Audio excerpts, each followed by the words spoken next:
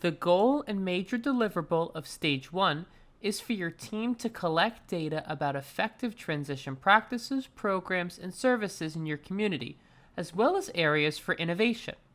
You'll gather this information from a sample of youth with disabilities between the ages of 14 and 25, as well as family members and transition stakeholders. Your goal is to get a group of youth, families, and stakeholders who accurately represent your district. While representation is the main focus, you should aim to collect data from 30 or more young people, 30 or more family members, and 30 or more transition stakeholders. Reaching this goal requires two main activities. First, your team will identify a representative sample. Then, you'll plan and implement data collection efforts and track progress until you've reached a representative sample of youth, families, and stakeholders. Your team will collect data through the Transition Discovery's Quality Indicator metric, which will be administered across the community to young people with disabilities, family members, and transition stakeholders across schools, agencies, and community partners. The TDQI measures how often specific transition practices, programs, services, and opportunities occur, and when they do, how effectively they're implemented. The practices measured on the TDQI are aligned with the 9 domains of high-quality transition as defined by the Transition Discoveries Framework. Here are some additional important facts about the TDQI. It takes between 15 and 20 minutes to complete. There are 3 versions of the TDQI, one for young people, one for families, and one for stakeholders. There are English and Spanish versions for all 3 groups. The youth version is written at a 5th grade reading level and includes visuals to aid in comprehending the choice options for each question. All 3 versions are 508 compliant, and the question language for youth and families, as well as stakeholders, changes according to their role. All versions include a short description about the survey and the importance of them sharing their knowledge and experiences, because it's their voice that matters. Finally, when individuals are unsure about a transition opportunity or practice being asked within a question, they have the ability to click right within the survey and view an infographic that describes in greater detail the topic. This is done at a 5th grade reading level. We recommend that everyone on your team takes the TDQI before you begin data collection, so that you all have a strong understanding of the topics assessed and the user experience. In fact, let's explore the TDQI now. If you haven't already done so, click the link provided to access an example of the Transition Discovery's Quality Indicator metric. Try out the survey for each of the 3 potential roles: youth, families, and stakeholders. Click through a few of the questions and get a feel for the experience. So pause the video and resume once you're done exploring.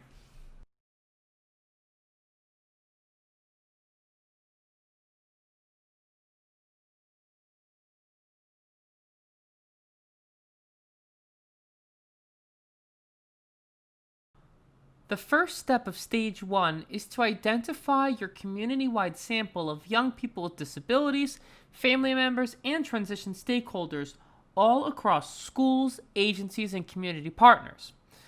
Your team's goal is to identify a large potential pool of participants to take the TDQI. This pre-planning is critical to ensuring that when you collect data, it results in a representative sample. You'll likely only get a percentage of those identified, usually between 30% and half. So having a large, but most importantly, diverse group identified in this pre-planning phase is key. The first step is all about getting your game plan together so that you know who you want to reach with the Transition Discovery's Quality Indicator Survey. You might be asking yourself, how do we identify this sample? Well, first, let's discuss what a representative sample might include.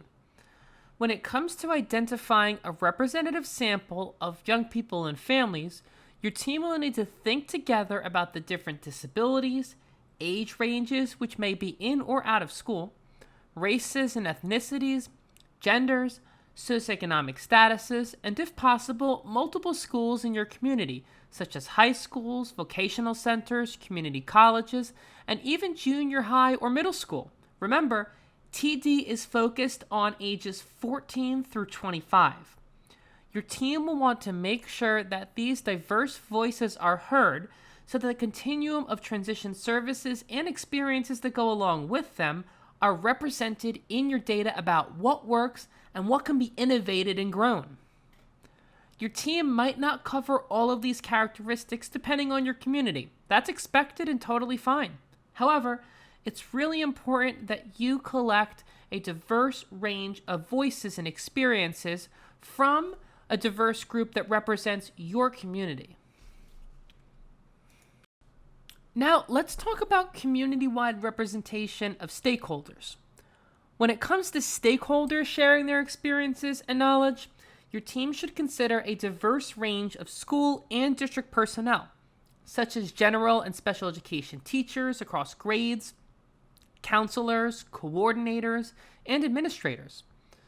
You should also think about potential agencies and the staff within them, such as vocational rehabilitation, centers for independent living, and disability-specific entities, or maybe the Department of Health, just to name a few.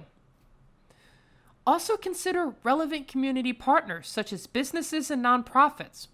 Your team might also identify colleges and post-secondary programs who can participate in sharing through the Transition Discovery's Quality Indicator Survey. This is how your team will ensure that data is systems level and not narrowed to one program, school, or group.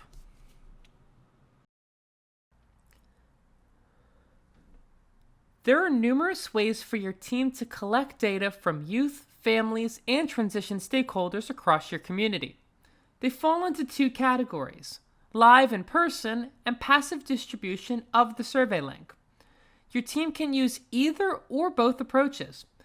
We've found that sites are most successful when they implement both methods as a dynamic approach to data collection.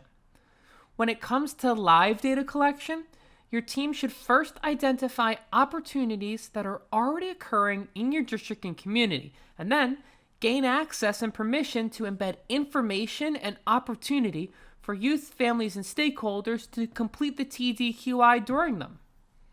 For example, you might attend a virtual meeting on Zoom, WebEx, or Microsoft Teams and provide a link to the survey after explaining to others on the call the purpose and importance of sharing their transition knowledge and experiences.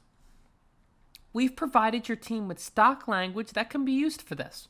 Click the link provided in directions and materials for this video to access it. Some specific examples of potential live meetings where you might provide a link to the survey could include parent task force meetings, school, district, or agency staff meetings, transition council meetings, transition fairs, during classes, parent-teacher conferences, and back-to-school nights. In addition to live virtual meetings, your team might post a survey link through a learning management system like Google Classroom, Schoology, or Moodle.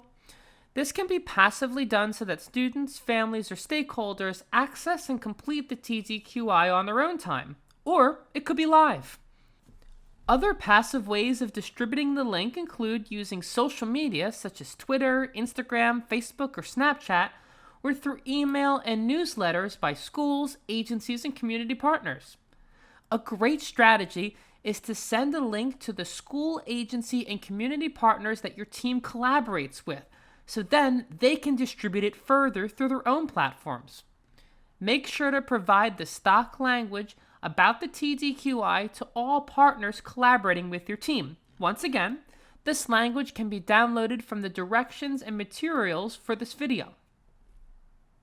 Hey, take a moment to share your team's ideas for building community awareness of the TDQI and opportunities where you might provide it to youth, families, and stakeholders. Post your ideas in the chat box below this video.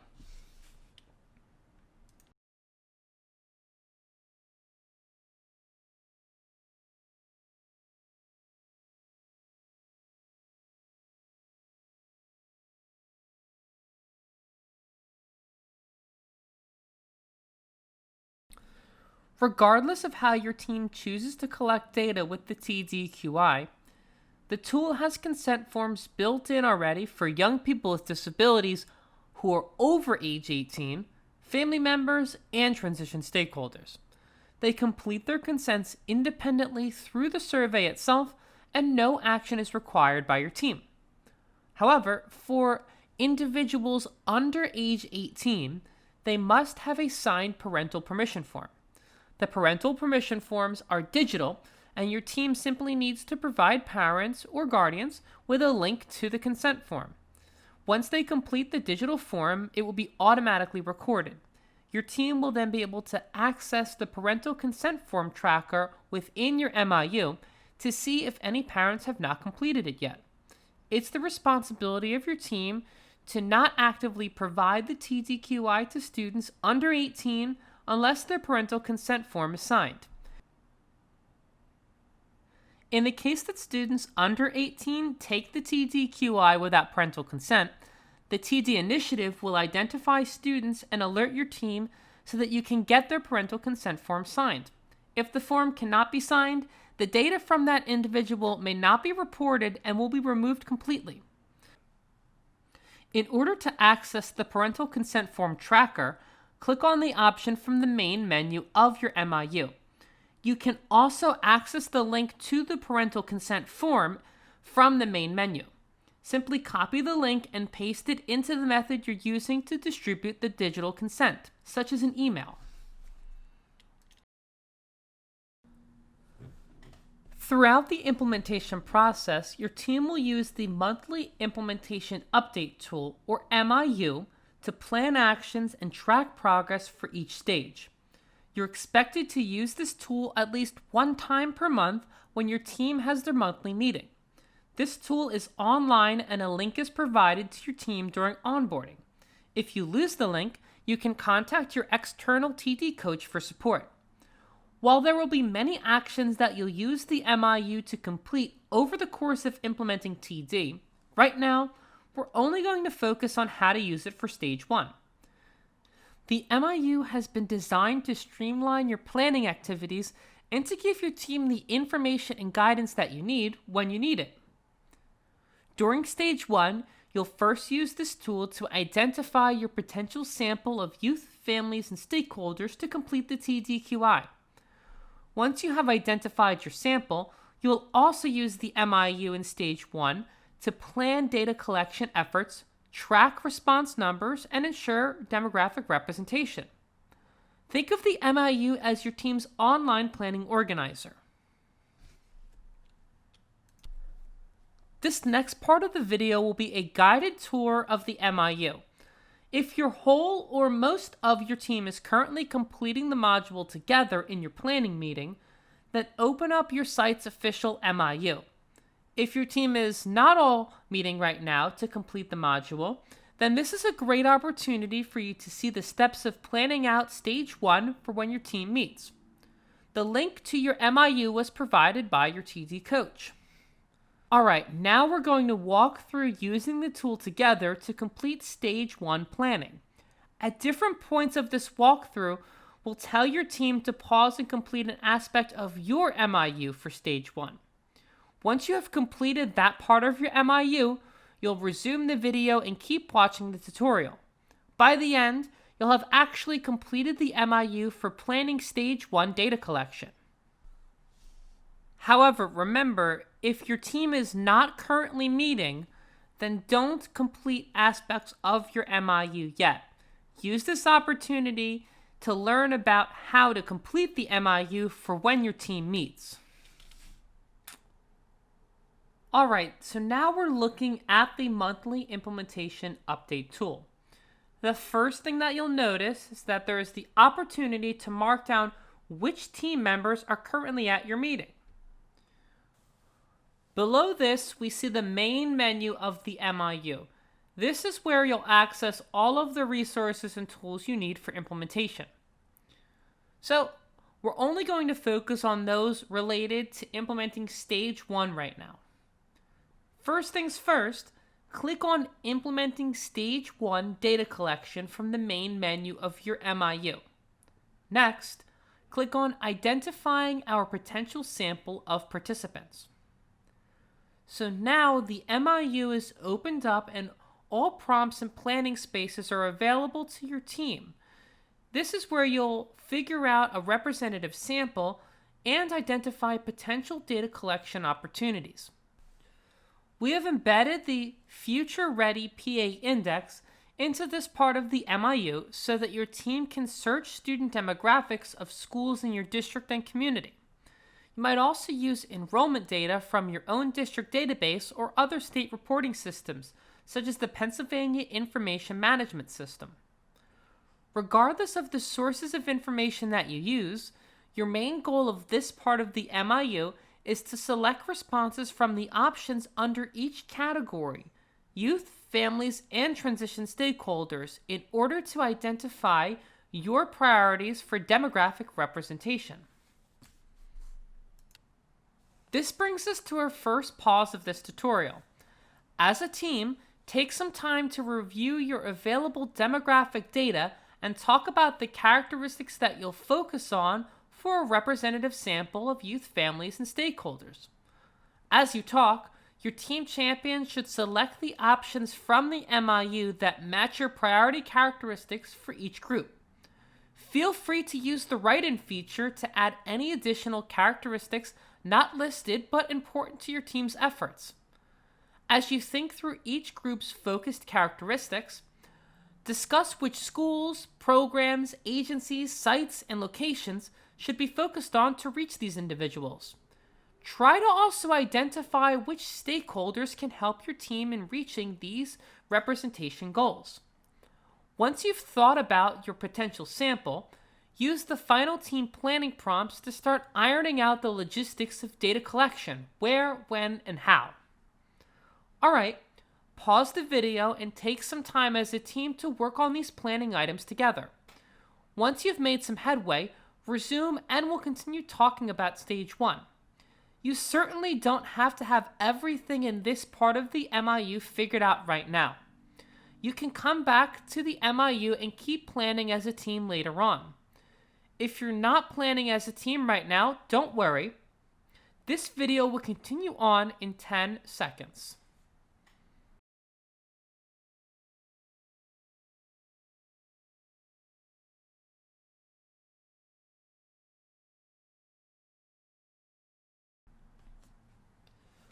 Now, let's pretend that we've collected data already and we want to use the MIU to see information about who's completed it so far.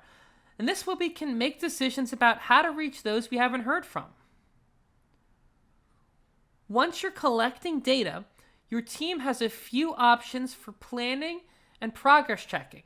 First, if you're already collecting data and your team is having a planning meeting, you'll just click on Implementing Stage 1 Data Collection and then click Collecting Data from the secondary menu option that will appear. This will provide your team with real-time data on who has completed the survey so far. In this space, you'll also see information about parental consent forms. Finally, in this part of the organizer, your team will find guiding prompts for planning out upcoming data collection events. If your team is collecting data but not having a planning meeting and you want to view information about who has completed the TDQI, you can also click from the main menu, check the number of surveys completed and demographics. If you just want to see the parental consent form tracker, click on Check the Status of Parental Consent Forms from the main menu of the MIU. This way, when you're not planning, you always have quick access to the information that your team needs from the main menu. Let's do a bit of exploring for a minute or two. Open up the link to the example MIU, which is provided under Directions and Materials for this video. Make sure that you're not in your team's actual MIU for this short activity. Use the main menu of the example MIU to access the option Check the Number of Surveys Completed and Demographics. Imagine that you're on Team Awesome and that this is your data. you're trying to figure out if you have reached your goals for a representative sample. Take a look at the results and then respond to the question below this video to identify the data collection status of Team Awesome. Once you've completed this activity, feel free to explore the other tools within the Stage 1 MIU. This concludes our overview of implementing Stage 1 of Transition Discoveries.